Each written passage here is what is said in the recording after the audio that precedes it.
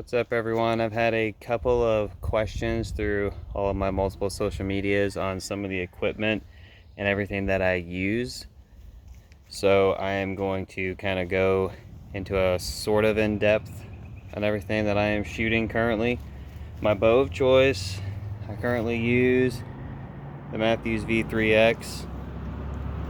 I have not updated to any of the Phase 4 or the title or anything, just because that's already very similar to the V3X. Not much has changed, a couple of bridge lock adapters, but I don't use anything bridge lock as it is. So yeah, so that's what I use for my bow. For the sight that I use, I'm running currently just this Trophy Ridge React H4, I believe it is. Only reason I choose that is because I use one sight for all the different types of hunting I use, from turkey to hogs and deer, but all of those require different arrow setups. Like my pigs, I go relatively heavy. So this one is really easy to just get my 20 dialed in really quickly, and then I get my 30 really quick just by twisting one knob, and all the rest of them adjust. And then I go out to 40 and I fine tune it a little bit, and then spend a lot of time more at 50 to really fine tune it. And it doesn't take me very long to get each arrow sighted in without having to change tapes all the time and that kind of stuff. So stabilizers, it is also just the Trophy Ridge, just because I do like to match the sight. I do like Trophy Ridge stuff. They're a little more budget friendly, but their stuff is just as good as any other ones I've shot.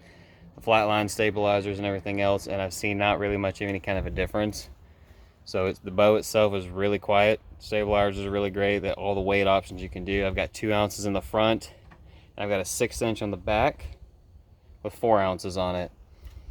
And my draw length is, I shoot a 28-inch draw, and it's currently set to about 70 pounds. Just maxed out on the 70-pound mods, I believe, that came on it. Yeah, 70-pound mods, which is the E. And I do have that integrated drop away rest. Let's see, the next thing I use, my arrow right now.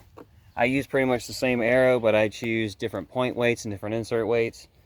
I use the Victory RIP, just a standard RIP. This is a 300 spine, and it shoots really well. Right now this is a 150 grain point with a 50 grain half outsert system.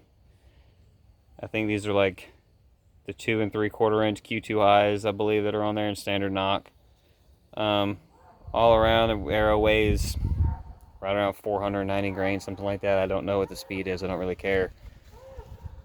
I use that one for that, and when I use for turkey and deer, typically I'll run like a 100 grain point, just for the fact of I can get a lot more 100 grain broadheads than I can 150 grain mechanicals, because I do like to put a big hole in my deer, but I'm also not afraid to shoot a good single bevel at a deer as well.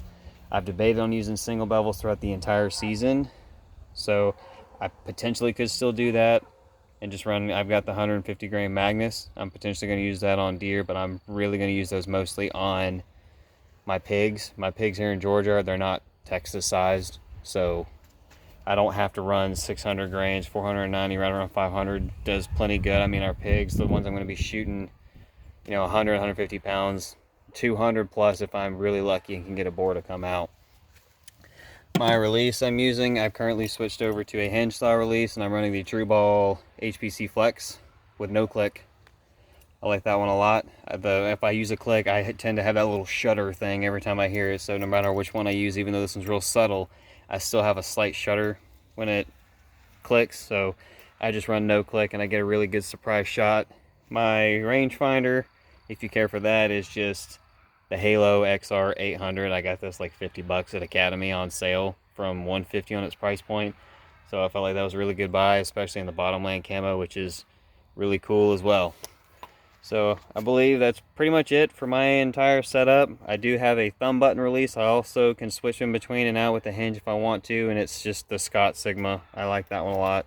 Feels really good in my hand, fits my hands great. So, all right guys, any other questions, just hit me up.